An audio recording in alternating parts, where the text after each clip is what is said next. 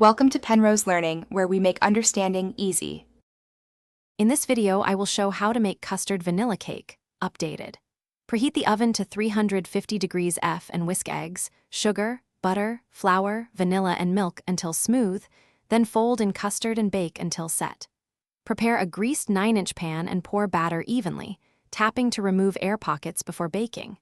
Cool completely before slicing and serve with a dusting of powdered sugar or fresh berries. Enjoy warm or chilled. Make a smooth vanilla custard by whisking 4 egg yolks with 1/2 cup sugar until pale, then temper with warm milk slowly. Cook over low heat, stirring constantly until thickened enough to coat the back of a spoon without boiling, then cool. Chill the custard before marbling into the batter for clear custard ribbons and consistent texture throughout the cake. Use real vanilla extract or scraped seeds from a vanilla bean for best flavor. Quick recommendation: if you're enjoying the recipe, please subscribe and like so you don't miss more baking updates and tips. On another note, droplets stay hydrated anywhere with the Owala water bottle, a handy companion while you bake or clean up.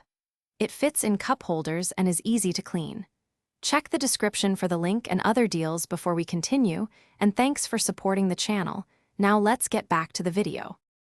Select a 9-inch round pan and line the base with parchment to prevent sticking and promote even edges.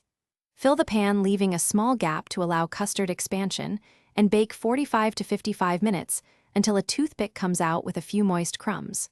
Cool on a wire rack for at least 1 hour, then refrigerate to set fully before serving chilled or at room temperature. Slice with a hot knife for clean cuts. Thanks for watching. If this was helpful, leave a like and consider subscribing. See you next time.